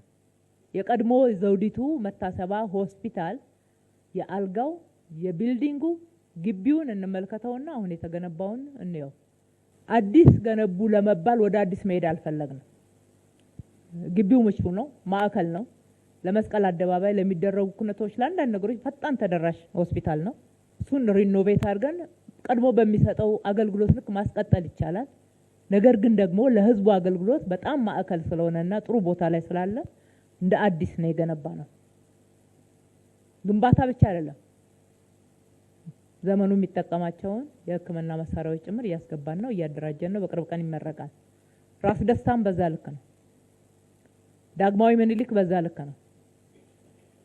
ጥሩነሽ ቤጂንግን በዛ ልክ ነው የሰራነው። የምክር ቤት አባላት ፕሮግራም ይዛችሁ ምርቃቱ እስከሚደርስ ከምትጠብቁ አይታችሁ ለህዝብ በሚገባ ተስፋ መስጠት ይገባል። ይሄን ብቻ አይደለም። የኮልፌ ቤተል መንዲዳ ሆስፒታልና የንፋስ ስልክ ላፍቶ ሆስፒታል በሀገራችን የመጀመሪያዎቹ ትልልቆቹ ሆስፒታል ይሆናሉ ብለን እናስባለን። ሪፈራል ሆስፒታል ናቸው፣ ተርሸሪ ናቸው። እነሱን በመንግስት በጀት ብቻ ፋይናንስ ማድረግ መሳሪያዎቹን ከባድ ሆኖ ስላገኘ ነው፣ ወይም ደግሞ ስለሚዘገይ በግልና የመንግስት አጋርነት በዓለም አቀፍ ደረጃ አገልግሎት የሚሰጡ ተቋማትን ጋብዘን አንደኛ ሕክምና መሳሪያ ማምጣት ላይ፣ ሁለተኛ ደግሞ የአገልግሎት አሰጣጥን ማዘመን ከሀገራችን የሚወጣውን ለሕክምና የሚወጣውን ገቢ ሀገር ውስጥ ለመያዝ እነኚህ ከተማችን ላይ የሚኖሩ የውጭ ዜጎች ዲፕሎማቶች በውጭ ምንዛሬ ገቢ የሚያገኙ እዚህ መታከም የሚችሉበትን የሕክምና ስታንዳርድ አቅደን እየሰራን ነው እነኚህ ሁለቱ ሆስፒታል ላይ። ይህም ብቻ አይደለም፣ የግሉም እኮ እየሰራ ነው። የግሎቹም እየሰሩ ነው፣ እየደገፍናቸው ነው። በመሬት አቅርቦት ብቻ ሳይሆን በሌሎች አገልግሎታቸውን እንዲያልቁ ማድረግ የሚችሉበት አግባብ በሚኖርበትና እቅድ ሲይዙ እሱን ደግፈን አዳዲሶችም ደግሞ ከዓለም ላይ መጥተው ከተማችን ላይ መገንባት እንዲችሉ ዲያስፖራዎች መገንባት እንዲችሉ አስተናግደናል። የውጪ ሕክምና ማዕከላትም አዲስ አበባ ላይ ተስተናግደዋል። ከፊታችን አዲስ አበባን የሜዲካል ቱሪዝም ማዕከል ለማድረግ የሚያስችሉ ተጨባጭ የሆኑ ስራዎች ተጀምረዋልና ውጤታማ እንደሚሆኑ ምንም ጥርጥር የለንም። ስለዚህ የተከበራቸው የምክር ቤት አባላት በዚህ ዓመት የምንጀምራቸው የጤና ጣቢያዎች አሉ፣ የምናድሳቸውም አሉ። እሱ እንደተጠበቀ ሆኖ ግን በሁሉም ጋር በአንድ ጊዜ ይቀየር የሚለው እንግዲህ ነጮቹ ሮም ባንድ ጀንበር አልተገነባችም ይላሉና ቅደም ተከተል ስራችንን ማስያዝ እንደ ችግሩ ሁኔታ ቅድሚያ ሰጥተን መሰራት የሚገባቸውን የሰራን አገልግሎት ማላቅ ደግሞ ትልቅ ትኩረት የተሰጠው ጉዳይ ነውና ይሄንን እኩል ብንይዘው ጥሩ ነው የሚሆነው። ከስራ እድል አንጻር እንግዲህ አዲስ አበባ ሌሊትና ቀን የምትሰራ ከተማ ሆናለች። እስከ ማታ ትነግዳለች፣ እስከ ምሽቱ 3 ሰዓት ተኩል ድረስ ሌሊቱን ሙሉ ትሰራለች። ይሄ ሁሉ ሰፊ የስራ እድል ካልፈጠረ ማን ነው እየሰራ ያለው? እየሰራን ያለነው እኮ አብዛኛውን ስራ በኢትዮጵያ ምርት ነው፣ በአገር ውስጥ ምርት ነው። ኢምፖርት የምናደርገው በጣም ትንሽ። ለምሳሌ መብራት ከወሰዳችሁ የመጀመሪያው እነኚህ ስማርትፎኖች ኢምፖርት አደረግን። ከዛ በኋላ ኢንዱስትሪዎቻችን እንዲያመርቱት ነው ያደረግነው በሚገባ። መጀመሪያ ምዕራፍ ላይ ከተሰሩት ጋራ ምንም የተናነሰ ነገር የላቸው። ጥቃቅን ነገሮች ሲያጋጥሙም ራሳቸው እየተማሩበት እያረሙ እንዲሄዱና የሀገር ውስጥ አቅምን የመገንባት ስራ ላይ ትኩረት አድርገን ነው እየሰራን ያለነው። ይሄ ሁሉ ሰፊ የከተማ ልማት ቀንና ሌሊት እየተሰራ ያለው የከተማ ልማት የኮሪደር ልማት እየተሰራ ያለው በአብዛኛው በማህበራት ነው። በየሰፈራቸው ነው የሚሰራው። እዩ፣ መቼ ነው የተደራጃችሁት? እንዴት ነው የተደራጃችሁት? አባሎቻችሁ ስንት ነው? በደንብ መጠየቅ፣ መርዳት፣ መረዳት፣ ማበረታታት ተገቢ ነው። ምን ከፍለው ገንዘብ ዲሴንትራላይዝድ በተወሰኑ ኮንትራክተሮች እጅ ብቻ እንዳይገባ ትኩረት አድርገን አስበንበት አቅደን ቁርጥ ዋጋ አጥንተን ግልጽ በሆነ መስፈርት ማህበራት ናቸው እየገነቡ ያሉት፣ ማህበራት ናቸው እየሰሩ ያሉት። ግንባታ ላይ ብቻ የተሳተፉትን እንዳትመለከቱ። አቅርቦቱን አምራች ማህበራት እነኚህ እዚህ ከተማ ላይ የምንጠቀማቸውን ግብአቶች አምርተው ያቀርባሉ። የሚገነቡት ደግሞ እሱን ተጠቅመው ይሰራሉ። ትስስሩ በጣም ግልጽ ነው። ግልጽ የስራ ትስስር፣ የገበያ ትስስር ፈጥረን ነው። እንደዛ ባይሆን ኖሮ ይሄ ሁሉ ፍጥነት አይኖርም። የጥራት ችግርም ሲያጋጥመው በጣም ክፍት ናቸው ለመማር ለማስተካከል፣ ከነሱ ከተሻሉትም ኮርጀው ለመተግበር ኢነርጄቲክ ናቸው። ይሄ በጣም ለሀገራችን ትልቅ ተስፋ የሚሰጥ ከተማችንን ውጤታማ ያደረገ ነው። ስለዚህ ከትስስር አንጻር ያለው በከፍተኛ ሁኔታ ከተማችን ላይ አቅም የተፈጠረበት ከተማችን ላይ አቅርቦት ችግር ሆኖ ከከተማ ውጪ ከክልሎች ብዙ ነገር ነው የዞርን ምንጭ ነው። በተለይ ከአረንጓዴ ልማት አንጻር እና ሌሎች የግንባታ ግብአቶች ከመንገድ ግንባታ አንጻር በተለይ ወጣ ብለን ለማምጣት የምንገደድባቸው አጋጣሚዎች አሉና በሰፊው ነው የተሰራ ያለው። መስራት የሚችልና መስራት ፍላጎት ያለው በከተማችን ውስጥ ቀንና ሌሊት ሰርቶ ገንዘብ ለማግኘት የሚያስችል ሰፊ እድል ነው፣ ሰፊ በር ነው ተከፍቶ ያለው። ስራን ለሚመርጡት ይጠባል። እንደዛ ምቹ ላይሆን ይችላል። ስራን በትልቅ ጫና ውስጥ ነው እንዲሰሩ እያደረግን ያለ ነው። ከዛ የስራ ባህል ጋራ መላመድ ይጠይቃል። ለነሱም ለሀገራችንም በአጠቃላይ የሚያስፈልገን ስለሆነ በዛ ልክ ነው እየመራን ያለነውም እየተሰራ ያለው። እንግዲህ ከተማችን ውስጥ በርካታ እና ሰፋ ያለ የአነስተኛ ባለሀብት ቁጥር እየጨመረ ነው። በእኛ ክትትል ምን ከፍላቸው እነኚህ በቢሊየን የምናወጣቸው ገንዘቦች ብዙ ማህበራት ብዙ ቤት ውስጥ ነው እየገቡ ያሉትና የተወሰኑ ሙያ የሚፈልጉ ኮምፕሊኬሽን አላቸው ያልናቸውን ስራዎች ለኮንትራክተር እንሰጣለን። ሌሎችን ግን በዛ ስራ እናሰራለን። ሰፊ የስራ እድል ነው የሚፈጠሩ። እነኚህ የተፈጠሩት ሞሎች፣ ሻይ ቤቶች፣ የህፃናት መጫወቻዎች፣ የኳስ መጫወቻ ቦታዎች፣ የስፖርት ማዘውተሪያ ስፍራዎች፣ የመኪና ማቆሚያዎች፣ ተርሚናሎች፣ ሱቆች፣ የገበያ ማዕከላት ሁሉም ቋሚ የስራ እድል ነው የሚፈጥሩት እና ፈጥረዋል። ባለቁት ኮሪደሮች ላይ ማየት ብቻ መጎብኘት ብቻ የሚፈልጉት ቋሚ የስራ እድል ፈጥረዋል።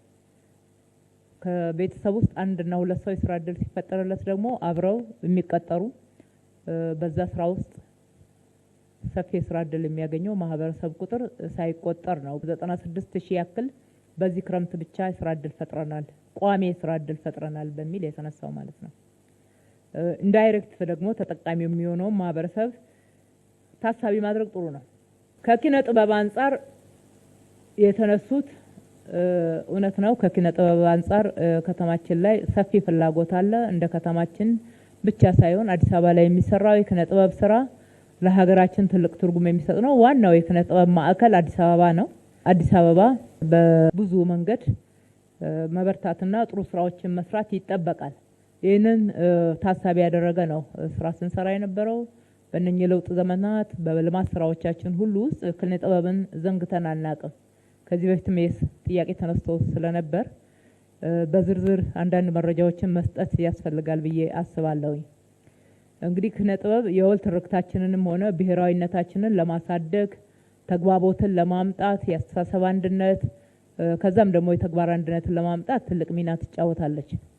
ስለዚህ ኪነ ጥበብን መደገፍ፣ ኪነ ጥበብን እንዲያድግ እድል መክፈት፣ ማበረታታት ተገቢ ነው እንደ መንግስት።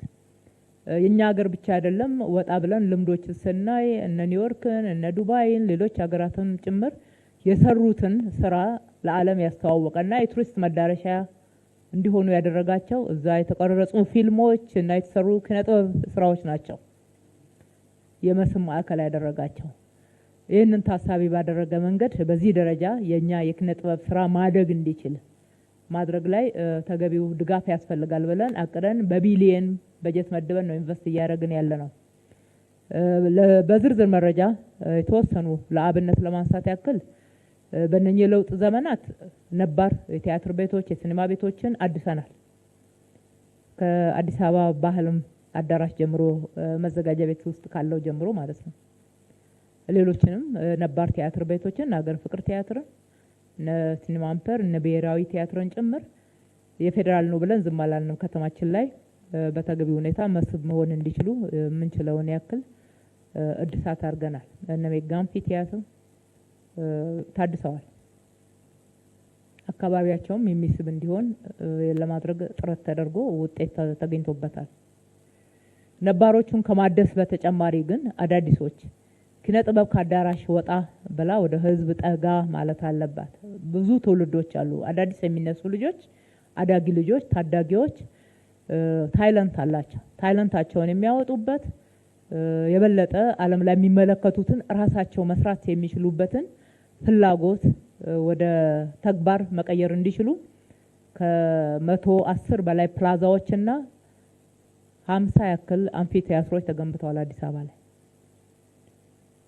በአዳራሽ ብቻ ማሳደግ ስለማንችል አዳራሽም ያስፈልጋል፣ ዘመናዊ ስቱዲዮዎች ያስፈልጋሉ፣ የቀረጻ ቦታዎች ያስፈልጋሉ።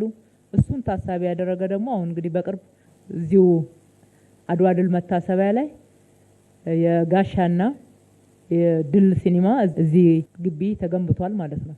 አድዋ ድል መታሰቢያ ላይ ጋሻ ሲኒማ አዳራሽ፣ ድል ሲኒማ አዳራሽ እዚሁ የሚገኝ ነው። በሳይንስ ሙዚየምም በተመሳሳይ ሁኔታ ተገንብቷል። ራሱን ችሎ ደግሞ ለኪነ ጥበብ ብቻ ተብሎ ለቲያትር ብቻ ተብሎ ከ2 ሳምንት በፊት ኦሎምፒያ ላይ የተገነባውና የተመረቀው እጅግ በጣም ዘመናዊ ባለ 14 ወለል ህንፃ ዓለም ላይ ቴክኖሎጂው የደረሰበትን በማጥናት ሙሉ ለሙሉ በመጠቀም ኪነ ጥበብን ለመደገፍ ምቹ ለማድረግ ሳቢ ለማድረግ ስራ ሰርተናል። ይሄ ቀላል አይደለም። በቴክኖሎጂውና በግብአት ብቻ በቢሊየን ያወጣ ነው። ትኩረትን ያሳያል ይመስለኛል። ህንፃውን ለመገንባት በቢሊየን ያወጣ ነው።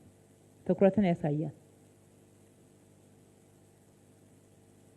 በተመሳሳይ ሲኒማም ራሱን የቻለ ኮምፕሌክስ እንዲኖረው ሰንጋተራ ላይ አዲስ ሲኒማ ኮምፕሌክስ እግረ መንገዴን በዚሁ ጋብዛችኋለሁ። በነገው ዕለት ይመረቃል። እንድትገኙ አብረን እንመርቅ። በጣም ዘመናዊ ህንፃ ነው። ባለ 15 ወለል በርካታ ዘመናዊ የቴክኖሎጂ ግብአቶችን እንዲጠቀም አድርገናል። በቢሊየን ነው በጀት የመደብነው ለውስጡ ግብአትም ከውጪ ግንባታውንም ለመገንባት የተገነቡበትንም ቦታዎች ተመልከቱ። አይከን የሆኑ የከተማችን ቦታዎች ላይ የተገነቡት። ሁለተኛው አደረጃጀታቸውን ማስተካከል ነው። መንግስት ቤት ውስጥ እነኚህ ተቋማት ተቀምጠው በሚገባ ሙያቸውን አውጥተው በነፃነት ሙያዊ ነፃነታቸውን ጠብቀው መስራት አስቸጋሪ ስለሚሆን በቢሮክራሲ አይን መመልከት ስለሌለብን ራሳቸውን የቻሉ አደረጃጀት እንዲኖራቸው አድርገናል። ሲኒማ ቤት ራሱን ችሎ አንድ ተቋም እንዲሆን፣ ቲያትር ቤቶች ራሳቸውን ችለው አንድ ተቋም መሆን እንዲችሉ የሙያዊ ነፃነታቸው ጠብቀው የበለጠ ራሳቸውን ማሳደግ እንዲችሉ እድል የሚፈጥር ነው። በአሰራርም ጭምር ተደግፈዋል። ሁለተኛ በበጀትም ሁል ጊዜ መንግስት ላይ የሚደገፉ ወይም ደግሞ ከመንግስት የሚጠብቁ እንዳይሆኑ ተደርጎ ነው። እነኚህ ህንፃዎች አብዛኛው ክፍላቸው ገቢ የሚያስገኝ ነው። እነሱ ከሚጠቀሙበት ተጨማሪ ያለው ደግሞ ገቢ ማስገኛ እንዲሆናቸውና ቋሚ ገቢ ማግኘት እንዲችሉ የሚያደርግ ነው። ከዛው ደግሞ በሚሰሩት የኪነ ጥበብ ውጤት ናሬሽንን ከማስተካከል ከመገንባት በተጨማሪ የወል ትርክቶቻችንን ብሔራዊነትን ከመገንባት የህዝብን አንድነት የህዝብን እሴት ባህሎቻችንን በዛ ውስጥ ያለውን አንድነት ቅድም ስናደንቃቸው የነበሩ የህዝብ እሴቶችና ትውፊቶችን ለዓለም ከማስተዋወቅ በተጨማሪ ራሳቸውም ደግሞ ከዓለም ጋራ ተወዳዳሪ ሆነው የእነሱንም ገቢ ማሳደግ የሚችል የሀገርንም ገቢ ማሳደግ የሚችል የቱሪስት መታሰቢያ መሆን እንድንችል የሚያደርግ ስራ ይሰራሉ ብለን እንጠብቃለን። በዚህ በኩል ከያንያን የኪነ ጥበብ ባለሙያዎች ደግሞ ራሳቸውን ማሳደግ፣ ቤቱን በሚገባ መጠቀም፣ ቴክኖሎጂውን በሚገባ መጠቀም ዓለም ከደረሰበት የሙያ ስታንዳርድ አንጻር ራሳቸውን መቃኘት፣ በተለይ ደግሞ ወጣቱ መውጣት አለበት። ለወጣቱ በደንብ በር መከፈት መቻል አለበት። ታይለንት ያላቸው ትልልቅ ስራዎችን መስራት የሚችሉ ፈጥነው ከዓለም ጋራ ኮኔክት አድርገው አዳዲስ ፕሮዳክትን ማምጣት የሚችሉ ወጣቶች አሉና ዩኒቨርሲቲዎችም እነኚህም በተለይ አዲስ አበባ ዩኒቨርሲቲ እንደዚህ አይነት ወጣቶችን በማሰልጠን በማስመረቅ በኩል ትልቅ ድርሻ ስላለው ለነሱም ምቹ ሁኔታ የሚፈጥር ትላልቅ በር ተከፍቷል። አንጋፋዎቹን የሚያከብር ከአንጋፋዎቹ መማር በተጨማሪ ደግሞ ለወጣቶቹ ሰፋፊ እድል የሚሰጥ ነው። ስለዚህ ትኩረት ሰጥተናል ለማለት ነው። ትኩረት ሰጥተን እነኚህን እየሰራን ነው። ከዚህ በኋላ ደግሞ በኮንቴንት እየገመገምን ድጋፍ የምናደርግ ያጠራቸውን ወይም ደግሞ ያነሳቸውን የምንደግፍ ነው የሚሆነው።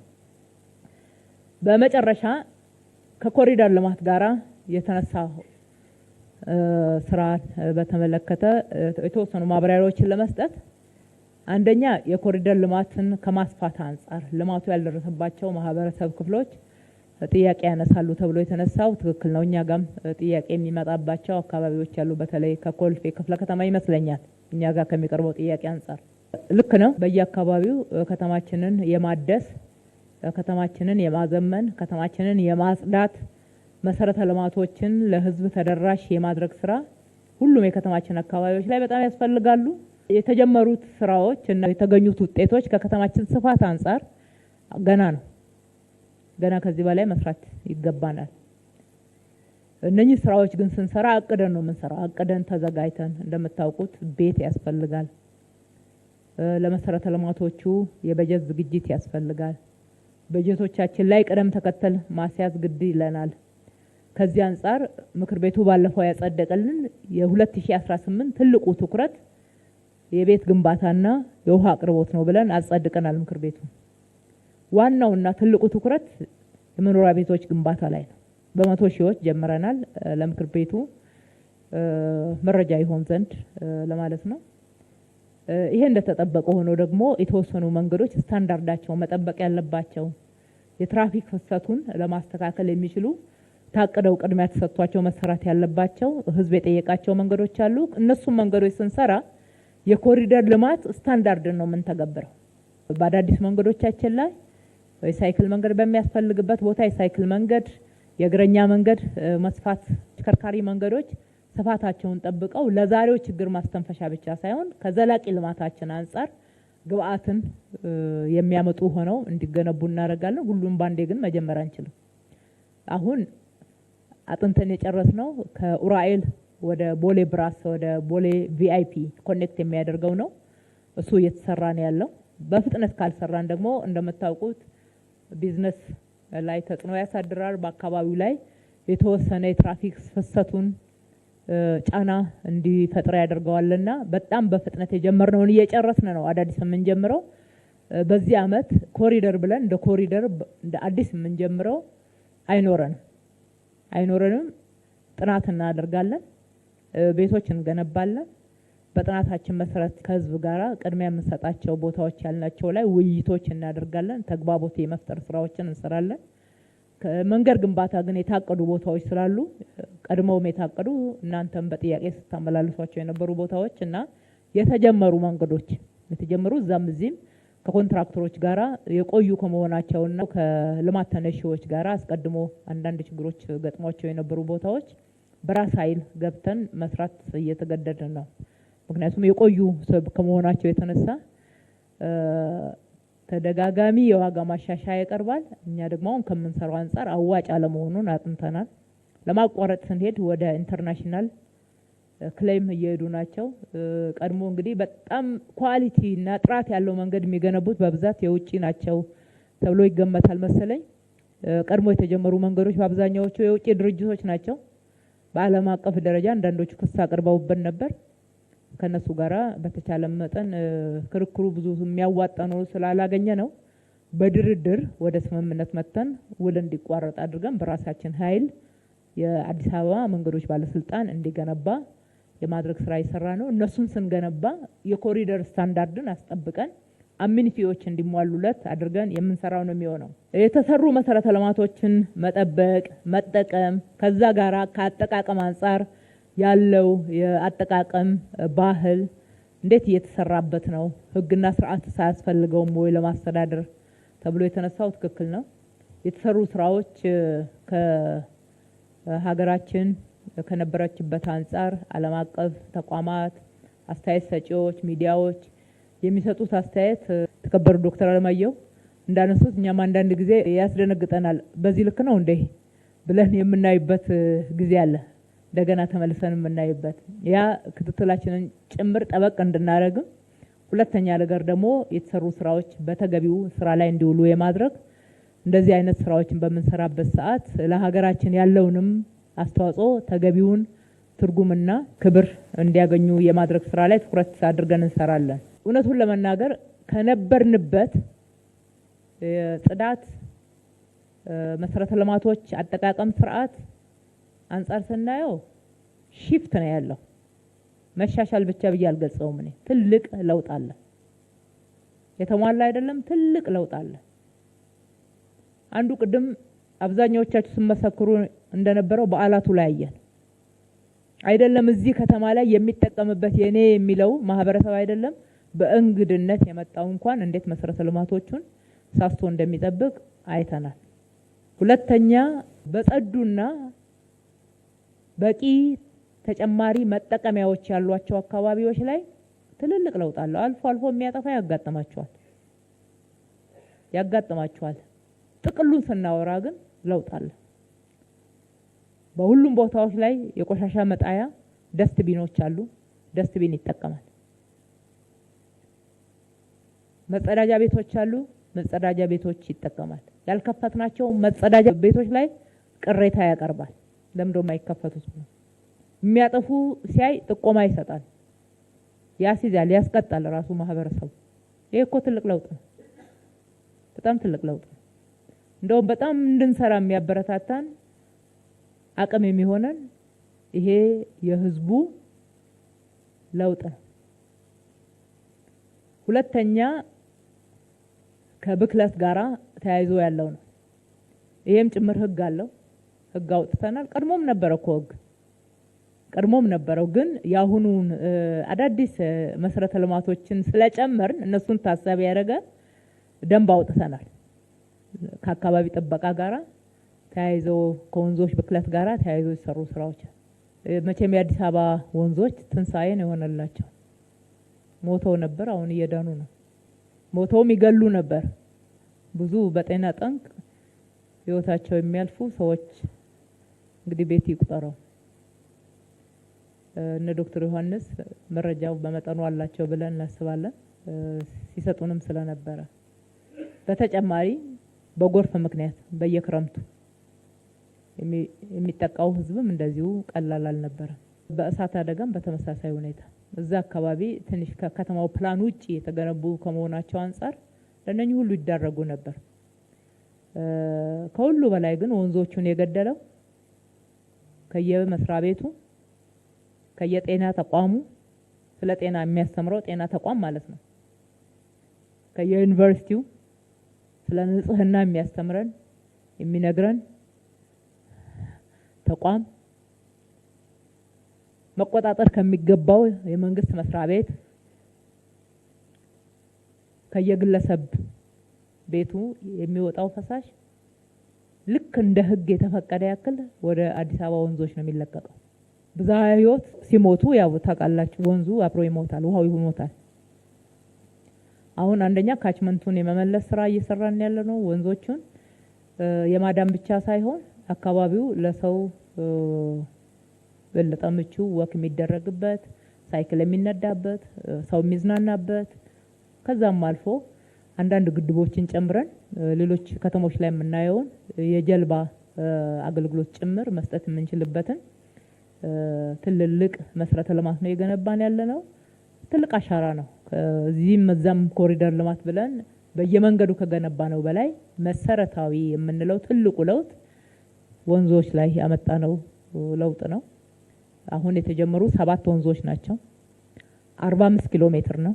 እንደው ይሄንን የራስ አቅም የኢትዮጵያ ልጆች የሰሩትን ስራ ምክር ቤቱ ተገቢውን ክብር እንዲሰጠው ወንዞች ላይ ክቡር ጠቅላይ ሚኒስትራችን ወደ ስልጣን ሲመጡ ለአዲስ አበባን እንደ ስሟ ውብ አበባ እናደርጋታለን ሲሉ የመጀመሪያው ቪዥናቸውን የአዲስ አበባ ወንዞች ሸገር ቢዩቲፊኬሽን በሚለው ፕሮግራም ይፋ ያደረጉት እንደነበር ታስታውሳላችሁ። ከሀገራት ኤድ ለምነው እርዳታ ለምነው አግኝተው እዚህ አፍንጮ በር አካባቢ አስጀምረው ነበር። እስከ ፒያሳ ባለው 1-2 ኪሎ ሜትር የሚሸፍን ማለት ነው።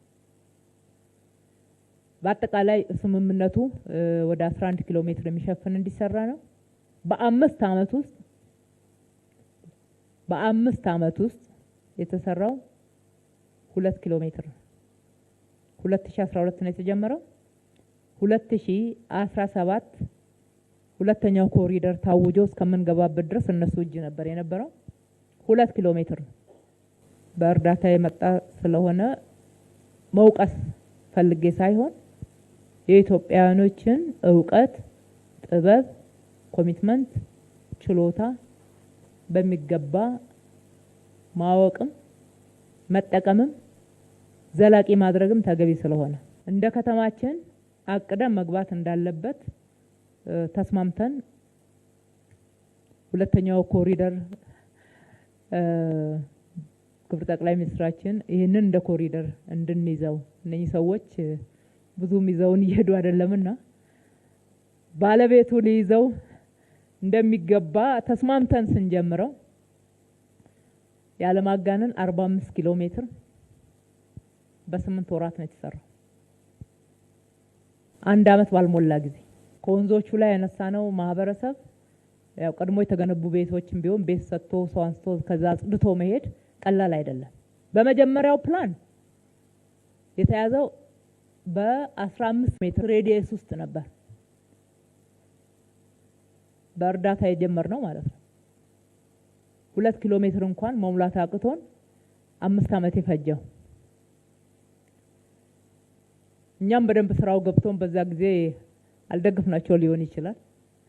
ለማንኛውም ባለፉት 9 ወራቶች ቦታውን ከማጽዳት እስከ ግንባታ ድረስ ባለው ከእንጦጦ እስከ ፒኮክ ድረስ 21 ኪሎ ሜትር እስከ 100 ሜትር ርቀት ድረስ እየሄድን እየሰራን ከአካባቢው ጋራ መኖሪያ ሲያስፈልግ ተጨማሪ አፓርትመንትን ያካተተ ሞልን ያካተተ ጉለሌ አካባቢ ብትሄዱ አሁን እዛ አካባቢ የእደ ጥበብ ስራዎችን መሸጫ ማምረሻዎችን ያካተተ ካፍቴሪያዎች ሰዎች የሚያርፉበት ትልልቅ ስራ እድል የፈጠሩ ፒኮክ ውስጥ ብትሄዱ ፒኮክ ፓርክ ጭምር ለዘመናት የተጣለ ነው ማለት ይቻላል። እንደ አዲስ ነው ስሙን ጠብቆ ዛፎቹን ብቻ ሳንነካ ኤቭሪቲንግ እንደ አዲስ አኒማል ሳፋሪ፣ ወተር ፓርክ፣ ትልልቅ መሰረተ ልማቶች ወክ የሚደረግባቸው አዳዲስ ከዚህ በፊት ያልነበሩን በኢትዮጵያ ውስጥ ሌላ ሀገር ስናይ ምን ጓጓላቸው መሰረተ ልማቶችን አስገብተን እየሰራን ነው። በቅርብ ጊዜ ያልቃል። እሱም ብቻ አይደለም እና አምባሳደር ፓርክ ማንም እኮ አይገባበትም ነበር። ጥንታዊ ፓርክ ነው፣ አዲስ አይደለም። ማንም አይሄድበትም። አይመችማ። ለአፍንጫም ለጤናም ሰው የተሻለ ቦታ ይፈልጋል። በአንድ በኩል የቁርጡሚ ወንዝ፣ በሌላ በኩል የቀጨኔ ወንዝ፣ ከዛ ከነዘውዲቱ የሚወጣውም አንድ ላይ ተጨምሮበት አያስጠጋም ነበር። ሱሪ ኢኖቬት የማድረግ ብቻ ሳይሆን ሁለቱ ወንዞች እንዴት እንዲገናኙ እንደተደረገና እንደተገነባ በዚህ ሰዓት ብዙ ኤክስፕሌን አድርገን ላንጨርሰው እንችላለን። ነገር ግን ብክለትን ከመከላከል አንጻር ረጅም ርቀት ተሄዷል። ወንዞቻችን የቱሪስት መዳረሻ የማድረግ ስራ ተሰርቷል፣ እየተሰራ ነው። የሚቀሩን በርካታ ወንዞች አሉ። እነኚህን ከሰራን እነኛን ማንሰራበት ምክንያት የለም። እንደነገርኳቸው ዲዛይን እና ትልልቅ ሪቨር ባንክ ላይ ከሚሰሩት ውጪ ማህበራት ናቸው የሰሩት። ዲዛይን ላይ ክላሪቲ ፈጥረን ጥሩ ኮንሰልታንቶችና የኛም ያመራሩ የቅርብ ክትትልና ድጋፍ ተደርጎላቸው ማህበራት ናቸው 70 እጁን የሰሩት። በርካታ የተባበሩ የኛው ደግሞ ፓርትነሮች አሉ፣ የኢትዮጵያውያን ማለት ነው ባለሀብቶች አብረውን ሰርተዋል። እነሱንም እናመሰግናለን። ዶክተር አለማየሁ ካነሱ ጥያቄ አንጻር ህግ አውጥተናል። ያወጣነው ህግ ብክለትን መከላከል የሚያስችል ህግ ነው። ይህንን አጠቃላይ ማህበረሰቡ ላይ የታየውን ለውጥ ጆይን ያላደረጉ ወይም ደግሞ በዛ ደረጃ ያልተቀየሩ ወይም ደግሞ እየለማ ያለው የሌላ ሀገር ከተማ ይመስል ብዙም የማይመቻቸው አንዳንዶች እነሱንም ታሳቢ ያደረገ የለማው የህዝብ መሰረተ ልማት ነው፣ መጠበቅ አለበት። በተገቢው ጥቅም ላይ መዋል ስላለበት ጥብቅ ህግን ያወጣ ነው። በሌላው በኩል ደግሞ ተቋም አቋቁመናል። የኮሪደር ልማት አስተዳደር ትልቅ ኢንቨስት ያደረግንበት ስራ የሰራንበት የደከምንበት ስለሆነ ለትውልድ እንዲሸጋገር እንፈልጋለን። ስርዓት ይቀያየራል፣ ፖለቲካ ስርዓት ይቀያየራል። ነገር ግን ደግሞ ከተማችን ዘላቂ ናት። ለሁሉም የለማ ይሻላል፣ የለማ የተቀየረ ይሻላልና ማልማት መቀየር ደግሞ ለህዝብ ነው፣ ለትውልድ ነው። አትሊስት ለልጆቻችን ብለን እንኳን ማሰብ ይገባል። ስንሰራ እነኚህን መሰረተ ልማቶች መጠቀም ላይ ጥፋት ሲደርስ ሲሪየስ የሆኑ ቅጣቶች እንጥላለን። ይሄ ይቀጥላል ተጠናክሮ። አሁን በተለይ መስሪያ ቤቱ ከተቋቋመ በኋላ የአረንጓዴ ልማት ቢሮን፣ የአካባቢ ጥበቃ ባለስልጣንን፣ የውሃና ፍሳሽ ባለስልጣንን፣ የበርካታ ባለድርሻ አካላትን ባካተተ መንገድ በተደራጀ መንገድ ተቋማቱ በጋራ የሚሰሩበት የአሰራር ስርዓትም በዚሁ ልክ ተዘርግቷል ማለት ነው። ሁሉም ኃላፊነቱን መወጣቱ እንደተጠበቀ ሆነው በጋራ ደግሞ የሚሰሩትን ተጠናክሮ ይቀጥላል። አዳዲስ ወንዞች ማልማታችን አይቋረጥም። በዚህ አመትም ይቀጥላል እሱ አዳዲስ ወንዝ። ምክንያቱም ከዛ የሚወጣው ፍሳሽ አንደኛ የከተማውን ነዋሪ የሚበክል ጤናን የሚጎዳ ነው። ሁለተኛ ነገር ደግሞ የአካባቢው ለብዙ ልማት መዋል እየቻለ በዚህ ሁኔታ መባከንም ስለሌለበት እሱ የሚቀጥል ነው የሚሆነው። ገበያችንንም ያሳድጋል፣ ቱሪዝምን ያሳድጋል፣ የሀገርንም ክብር ከፍ ያደርጋል። በዛ ደረጃ ታሳቢ አድርገን ነው እየሰራን ያለ ነው። የተከበራችሁ የምክር ቤት አባላት እነኚህን ለመረጠን ማህበረሰብ የከተማ አስተዳደሩን አስፈጻሚ ጥሪ መጠበቅ አያስፈልግም።